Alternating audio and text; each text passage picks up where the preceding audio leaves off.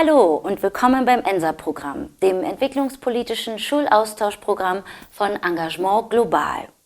Haben Sie Ihren Förderantrag fristgerecht eingereicht? Dann müssen Sie sich jetzt ein bisschen gedulden, bis Sie wieder von uns hören. Und ich kann die Gelegenheit nutzen, um mit Ihnen über ein paar Etappen auf dem Weg zum ENSA-Projekt zu sprechen. Das erste Etappenziel ist, Sie müssen eine Förderempfehlung erhalten. Leider werden meistens mehr Projekte eingereicht, als von ENSA gefördert werden können. Aber ich drücke Ihnen ganz fest die Daumen, dass Ihr Projekt dabei ist. Wenn Ihr Antrag zur Förderung empfohlen wird, dann geht die ENSA-Reise praktisch schon los. Oder? Nicht ganz. Sie müssen ja erst den Projektplan und den Finanzplan einreichen. Aber keine Sorge, das müssen Sie nicht alleine machen. ENSA unterstützt und berät Sie gern dabei. In den Projektplan schreiben Sie alles, was inhaltlich mit Ihrem Vorhaben zu tun hat. Wie wollen Sie Ihr Projekt konkret umsetzen? Wer ist auf Ihrer Seite Ansprechpartnerin für ENSA? Wer fährt alles mit? Und wie sieht der Programmablauf aus?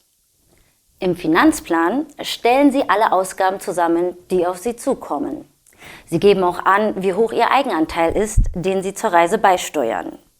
Geld des Fördervereins zum Beispiel. Wie gesagt, ENSA unterstützt Sie gern bei der Erstellung und Abstimmung des Finanzplans.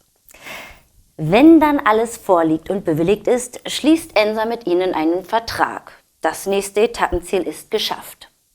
Und jetzt? Jetzt geht es los, oder? Yeah, Party! Vertrag unterzeichnet, Geld abholen, ab zum Flughafen, die Gäste einsammeln oder selbst losfliegen. Schon wieder nicht ganz. Zu einer ENSA-Förderung gehört nämlich immer auch die pädagogische Begleitung über das gesamte ENSA-Jahr hinweg, in Form von Konferenzen. Sie erinnern sich? ENSA begleitet die Projektbeteiligten der deutschen Schulen mit 3 Konferenzen. Einer Auftaktkonferenz, einer Sommerkonferenz und einer Abschlusskonferenz. Alle Teilnehmenden der deutschen Gruppe müssen an allen Konferenzen teilnehmen. Alle, auch die Lehrkräfte und andere Begleitpersonen. Das ist eine Bedingung für Ihr ENSA-Projekt und natürlich für die Förderung. Apropos Förderung, Sie bekommen ja Geld von ENSA. Das gehört natürlich nicht ENSA, denn es handelt sich um Steuergelder. Und wer mit Steuergeldern arbeitet, muss sorgfältig mit diesem Geld umgehen. Im Klartext heißt das, Sie müssen jeden Cent, den Sie ausgeben, durch Zahlungsbelege nachweisen können. Bewahren Sie diese Belege deshalb unbedingt auf. Was Sie grundsätzlich beachten müssen beim Umgang mit den Fördergeldern, sodass es am Ende keinen Stress gibt, das haben wir übrigens in einem eigenen kurzen Film erklärt. Sie finden den Link zu diesem Film, wenn ich hier fertig bin. Erinnern Sie sich an die Pläne, die Sie nach der Förderempfehlung eingereicht haben, den Projektplan und den Finanzplan, ganz am Anfang des Projekts?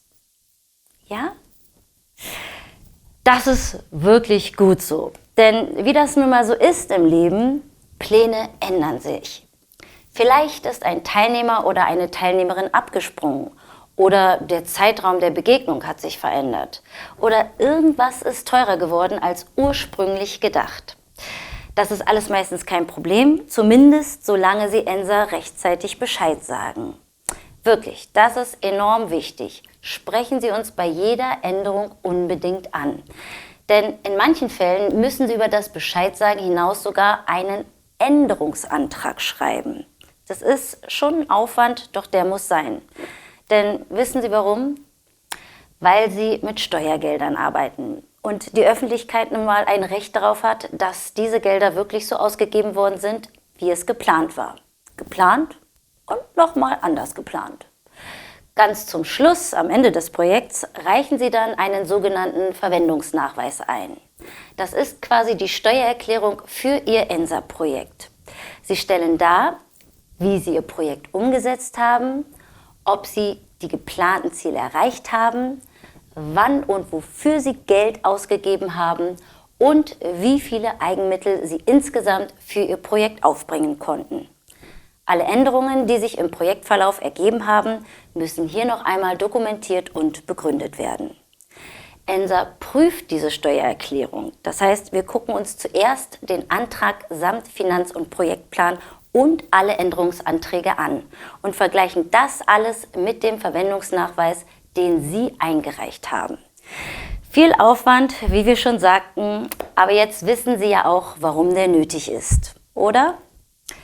Wenn Sie Ihr Projekt gut planen und nachvollziehbar organisieren und unsere Beratung in Anspruch nehmen, dann kann eigentlich fast nichts mehr schiefgehen.